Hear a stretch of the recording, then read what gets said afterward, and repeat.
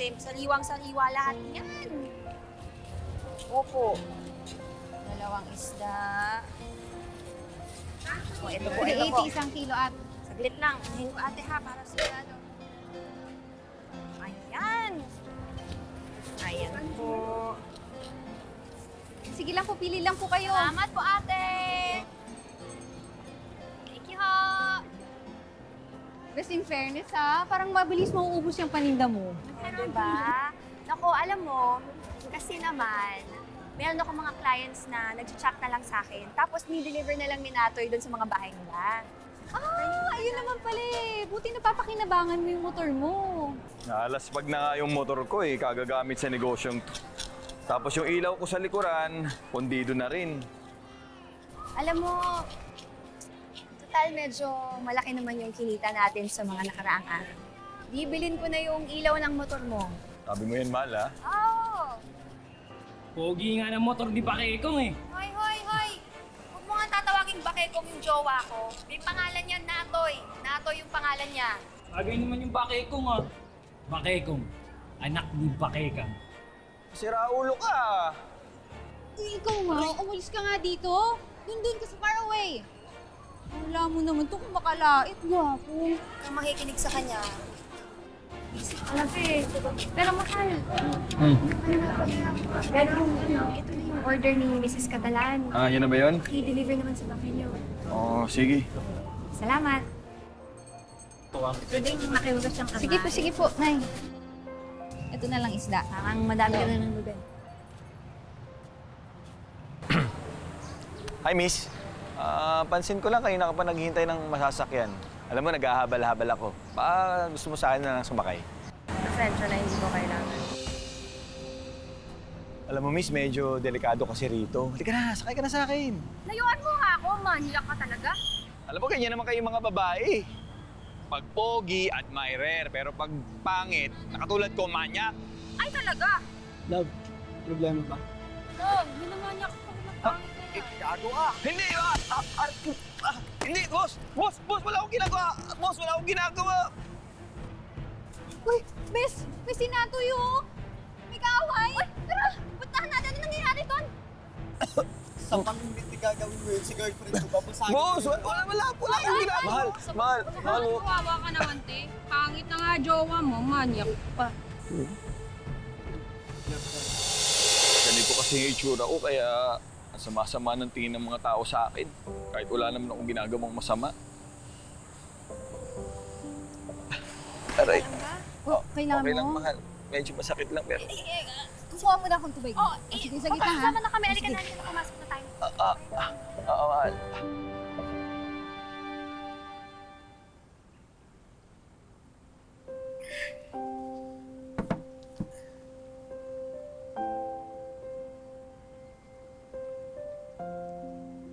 Mahal, ang dami niyan ha. Sarap siguro isipin na ganito nakalaki yung naipon ko. Kaya lang inutang ko to kay Aling Ebet eh. 120,000 pesos. Tapos 2 taon kong hulug-hulugan. Para sa pampao pala ni nanay sa mayoma niya. Ang laki naman ng kailangan ni Nanay Cora para sa operasyon niya. Yung kalahati dito nakalaan para sa operasyon niya. Tapos yung kalahati naman para sa maintenance ni nanay. Mahal, alam mo may fina-follow pala ako online. Doktor na nagre-retoke. Marami nagsabi sa comments na siya daw ang pinakamurang doktor. Tapos, nag-chat na rin ako sa kanya. Kinote niya ako ng 50,000 pesos. Mahal, gusto ko sanang magpagawa ng mukha sa kanya. Baka pwedeng utahin ko muna yung 50,000 pesos, yung nakalaang pang-maintenance ni Nanay Cora. Hiramin ko muna. Mahal, parang laki naman ang gusto mo utangin. Tsaka, hindi mo naman kailangan magpaayos ng mukha eh. Kahit ano pang itsura mo, tanggap kita. Sinasabi mo lang naman yan dahil hindi ko nasa sitwasyon ko eh. Gusto ko lang naman maranasan maging masaya. At siguro kung magbago yung itsura ko, yun, magiging masaya ako. Mahal, kung pauutangin kita, paano mo naman ako mababayaran? Eh, ako lang din naman nag-aabot-abot sa'yo kapag may delivery ka ng isda eh. Eh, di ibibenta ko yung motor ko. Naghahanap na din naman ako ng buyer, mahal eh.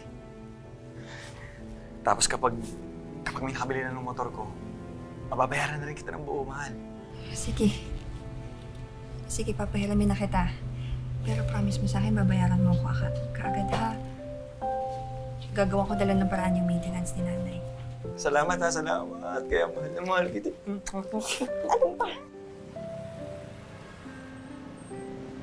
Ano, kinakabahan ka ba? Hindi naman. Excited ako. Excited akong gumapo. Tsaka maghuyo sa lahat ng mga nanlait sa akin. Ako, baka pag pogi ka na, iwan mo na ako bigla ah. Yan ang hindi ko gagawin. Walang magbabago sa atin, mahal. Pangako yan. Kita lang kitang masaya at punong-puno ng pagmamahal sa sarili. Okay na, okay na. Deserve mo yan. Salamat, mahal ha. Ayan na. Dok.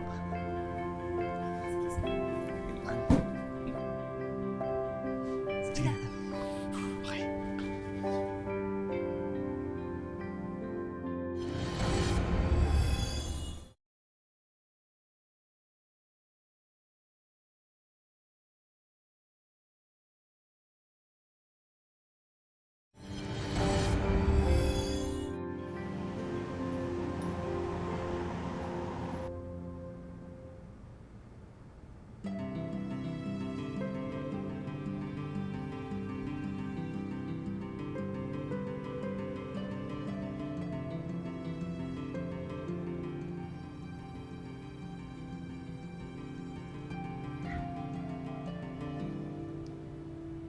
Wow, ganda doktora.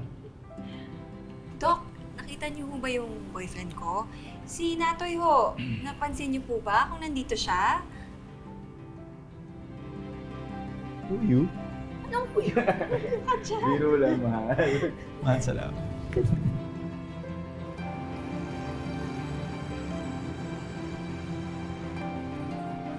Ay, Bes, konti na lang yung paninda mo. Oh.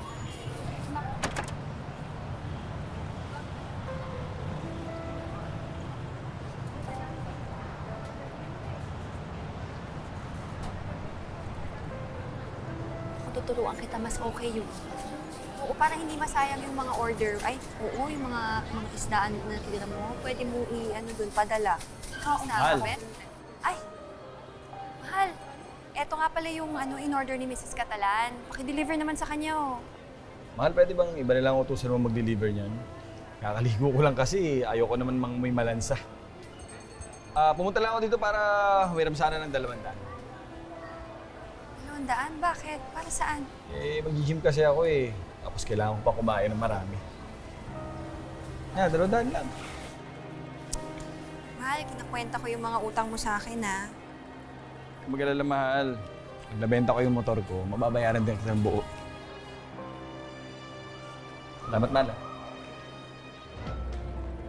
Natoy! Ikaw ba yan?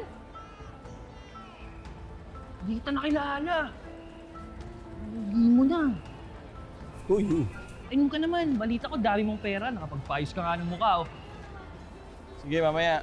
Punta lang muna ako ng gym. Nag-gym ka pa. Dito ka na magbuhat. O, yan, tulungan mo ko. Oh, bet. Hindi na tayo katulad ng dati. Sa akin naman tong mukhang to kung magiging kargador lang ako, di ba? Sige na. Wow. Una na ako. Mahal, salamat ha.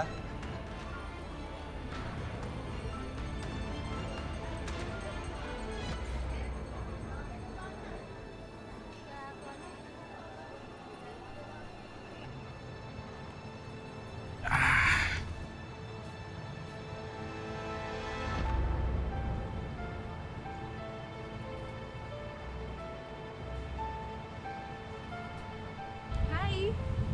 Naghahabal-habal ka? Nagmamadali na kasi ako magtrabaho. Naku, miss, baka mamaya bugbugin na naman ako ng boyfriend mo niya. Oh my God! Ikaw pala yun? Ang laki ng pinagbago mo. Ang gwapo mo na. Pasensya na pala sa nangyari noon. Paano ba ako makakabawi sa'yo? By the way, wala na kami nung basagolero ko, ex. Ganun ba? Ibig sabihin, pwede na kitang halikan. Halik lang. Halika na, sumakay ka na, please.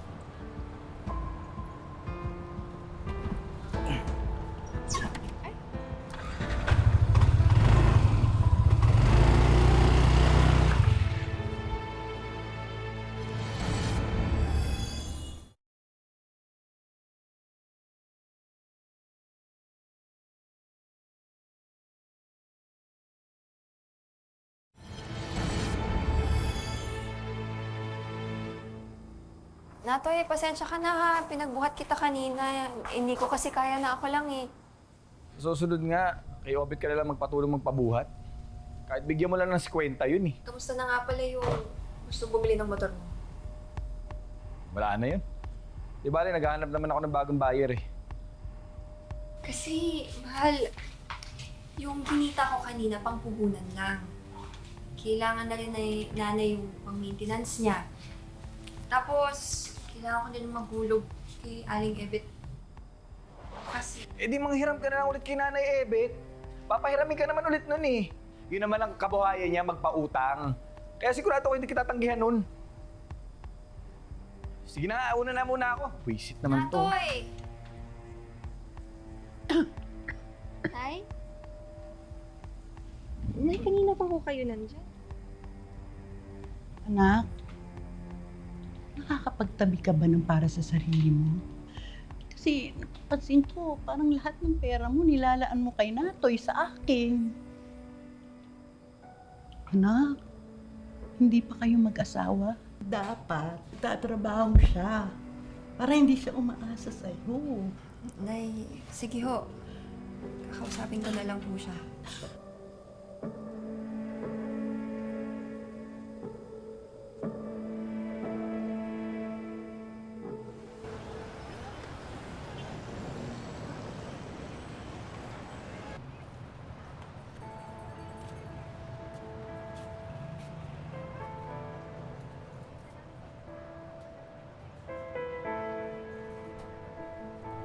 Bili na ho!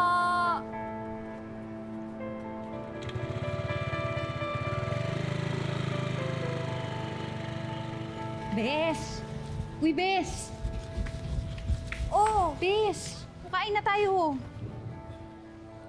Ikaw talaga may mga gustong bumili sa ano mo. Tagal-tagal mo. Naghahabal-habal pa rin ba si Natoy? Oo, hinahayaan ko lang siya. Para naman may kita din siya. Parang pansin ko kasi puro babae yung inaangkas na ngayon, ah. Alam mo, kung magsiselos lang ako at patitigilin ko siya, ako lang din mahihirapan. Hihingi at hihingi yun sa akin. Okay.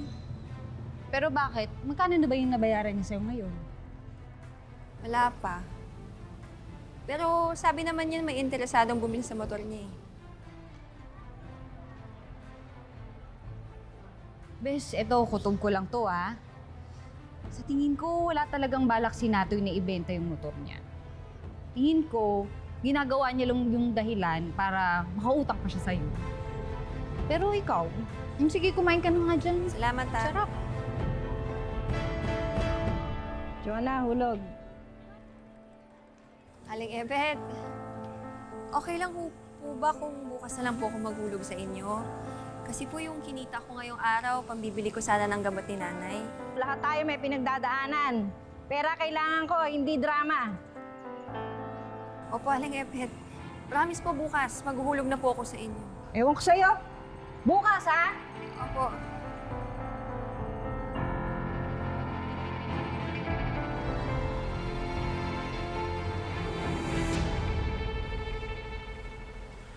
Naku, buti na lang nakita ko yung number mo online.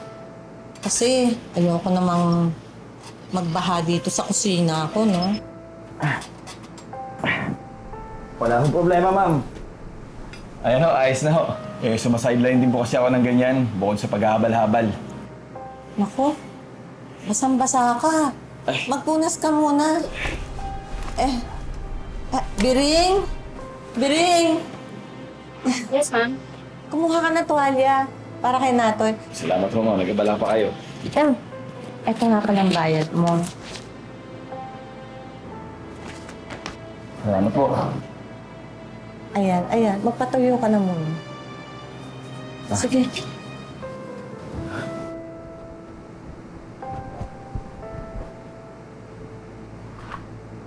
Ang laki po pala ng bahay niyo, ma'am, no? Mag-isa lang kayo dito? Well, naunang namatay ang asawa ko. Yung isa namang anak ko, may pamilya na sa Japan. Nagsarili na rin. Kaya, nag-iisa ako rito. Pero sa totoo lang, malungkot mag-isa. Yung masarap pa rin yung may katuwang ka sa buhay. Actually, yun na lang nga hinihiling ko sa buhay ko ngayon. Yung meron akong makasama sa buhay, may katuwang ako sa buhay. Putal, nakaipon na rin lang ako. May pera na rin naman ako.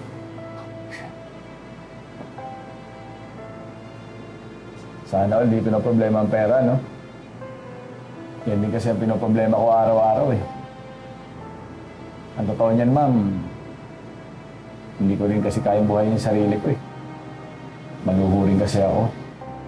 So, naghahanap ka ng magsusustento sa'yo. Yung bubuhay sa'yo at ibibigay lahat ng luho mo. Kaya kong gawin yun. Lalo na sa isang gwapong katulad mo. Talaga, ma'am? Telma. Telma Telma. na lang. Kaso, ang tanong, ano naman ang kaya mong gawin? Lahat ng gusto mo. Sounds good to me.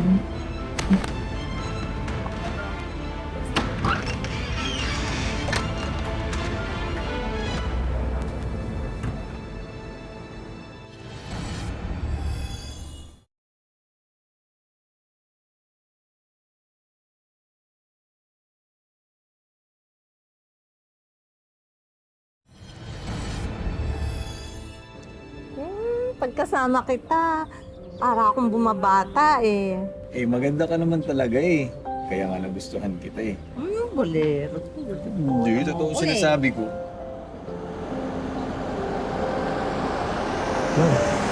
Tingnan mo, oh. Ang ganda, di ba? Kailan kaya ako magkakaroon ng ganyan? Hoy, alam mo, meron akong kaibigang ahente ng kotse. Gusto mo magtingin-tingin tayo? Talaga, love? Kaso, hindi ba nakakahiya? Ako, hindi, no. Basta ako, binibigay ko lahat pag mahal ko. Ganun ako magmahal. Sweet naman yung love ko. Pakas ka! Kikiliti ako. Wag yung ilong ko, love. Nanggigigil ako sa lalaki. Pinipisil ko yung ilong. Basta, wag lang yung ilong ko. Medyo sensitive kasi ako dyan, eh. Sensya na, love, ha? Sige na nga. Teka, love, yung shota mo, kailan mo ba i-break yun? Gusto ko kasi sa akin ka lang, ayoko may kahati. Hayaan mo, love. Umahanap lang ako ng tiyempo, ha? Talaga? Opo. Promise. Okay.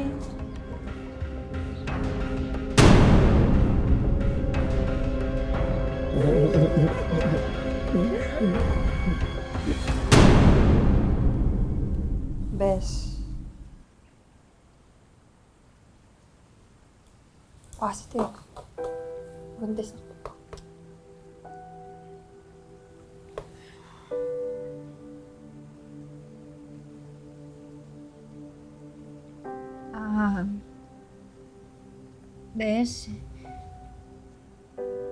Bes, ayoko na sanang dagdagan yung iniisip mo eh. Pero may kailangan kang malaman. Ano yun? Bes, nakita ko kasi si Natoy. May kalandian siyang babae dun sa may ukay. Kakantong pa nga niya yung babae nung naghaharutan sila eh. Actually, may edad na yung babae. Kaya feeling ko, sugar mommy niya yun. Sigurado ka, ha? Saan ko kaya mo sila nakita? Saan ko kaya mo sila sige. Saan ko kayan?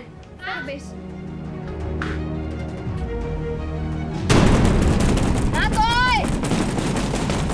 Natoy, buksan mo to! Love, gising. Baka may kumakalubog doon sa labas ah. Buksan mo to! Yung girlfriend ko nasa labas. Love, si Joanna nasa labas. Akala ko ba hiniwalayan mo na yun? Mamaya na ako magpapaliwanag sa'yo. Sige na, pauwiin mo muna siya, bilis. Natoy! Sino ba yan? Natoy, lumabas ka dyan! Sino ba yan? Buksan niyo katao! Buksan niyo! Natoy, lumabas ka! Sino ba kayo? Ano bang kailangan nyo? bes, siya nga. Siya nga yung babae ni Natoy. Ang pinagsasabi nyo? Ikaw, ang tanda-tanda mo na, pwede mo na maging anak yung jowa ko. Nasaan si Natoy, ha? Andito ba siya sa loob? Hoy, nandito? tumigil ka ha? Nandito Bawal siya eh. pumasok dyan! Bawal ka Natoy! pumasok! Bawal pumasok! Natoy, nasaan ka? Tumigil Nasaan ka. yung jowa ko, Bahay ha? ko to, ha? Wala akong Hindi pakialam ako kung bahay. kayo. Wala akong Tawag pakialam ako kung ng bahay mo. pulis. Tumawag ka. Nasaan yung jowa ko, ha? Natoy, Wala nasaan akong ka? jowa mo dito! Natoy, nasaan ka? Natoy! Sige, hanapin nyo. Wala naman. Oh, ayan oh. Ayan yung tsinelas niya oh. May kita mo? Nagsisinungaling ka pa? Natoy! Natoy! Kasi kayo. Malis kayo. Didimanda ko kayo. Manloloko kayo, Natoy!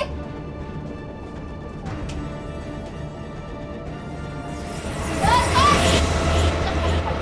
Ang laki-laki mong tako. Nandiyan ka. Lumabas ka dyan! Lumabas ka! Bilisan mo! Bilisan mo! Ikaw hayop ka? Ha? Hayop Ano ba? ka manloloko Ano bang ka? ginagawa mo Ano dito, ba? ha? Bakit mo ako niloloko, ha? Huwag mo akong Bilisan mo kawalan! na. Ikaw, ha? Ang tanda-tanda mo na. Ang landi-landi! Bitawan mo! Tama na sa akin! Tama na! Natoy, buntis ako. Magkakaanak na tayo. Pinaniwala mo ako na walang magbabago sa ating dalawa. Umasa ako na hindi mo ako iiwan. Nakampante ako na hindi mo ako iiwan. Binigay ko lahat sa'yo. Wala nang natira sa akin. Lahat nasa'yo na. Hindi ka na mahal ni Natoy. Ako na ang mahal niya. Kaya wala ka na magagawa doon. Buti pa umalis ka na. Kundi papatawag ako ng pulis. Umalis ka na.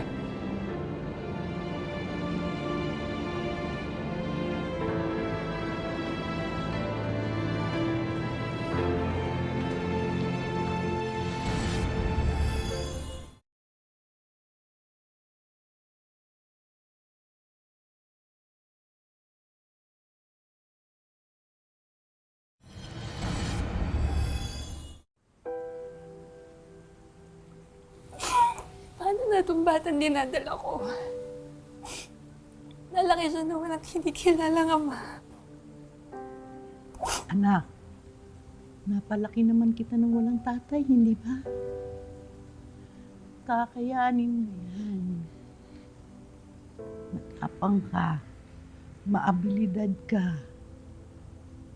Hindi mo kailangan ng isang Natoy sa buhay mo.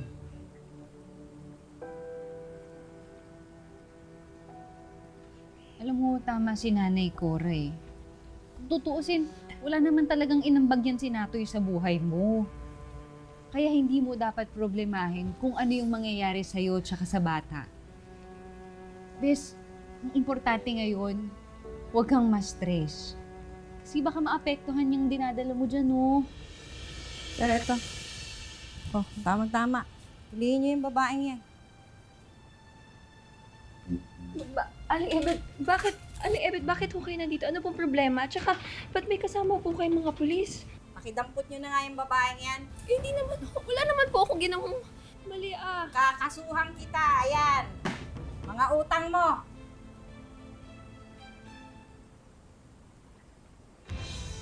Aling Ebet, bakit po umabot to ng 300,000?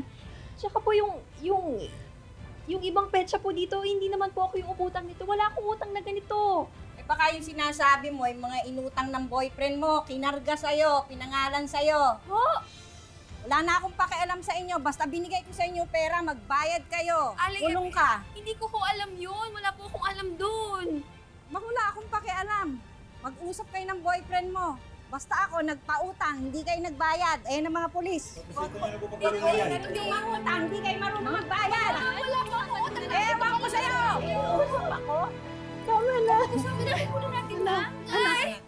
Pagkatapos gamitin ni Natoy ang pera ni Jonah para magparetoke, ay sinuklian niya ito ng pambababae. Ano kaya ang mangyayari sa buhay ni Jonah ngayong siya ang ipinain ni Natoy sa mga utang nito?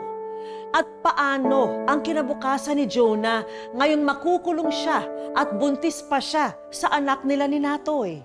Abangan ang pagtatapos ng kwentong ito sa susunod na Sabado, 4 p.m. Malakas! Halika, dali! Tulungan niyo ako mga anak na. Dali natin sa kadingpal! Dahan-dahan lang. Kaya pa? Saglit lang. Natoy! Joanna, anong ginagawa mo dito? Di ba nakakulong ka? Kapal ng mukha mo. Nagkadabaon-baon ako sa utang ng dahil sa'yo. Pinangalan mo lahat ng unutang mo sa akin. Para naman magising ka sa katotohanan na niloloko ka lang niyan, Natoy niyan. Ito para sa'yo. Joanna! Joanna, tama na! Love, bitawan! Bitawan mo siya! Joanna! Joanna, tama na! Umalis na kayo! Walang niya kayo! Delma! Tama na! Delma! Delma! Tama na! Minahal kita! Delma! Mga kapuso, lagi po nating tatandaan, hanggat hindi tayo napapagod, humiling at maniwala, hindi tayo mapapagod lumaban sa buhay. Para sa iba pang mga kwentong itinampok ng Wish Ko Lang, i-follow lang ang Facebook page ng Wish Ko Lang at GMA Public Affairs. Mag-subscribe na rin po sa GMA Public Affairs YouTube channel. Ako po si Vicky Morales at ito po ang Wish Ko Lang. Wish ko lang.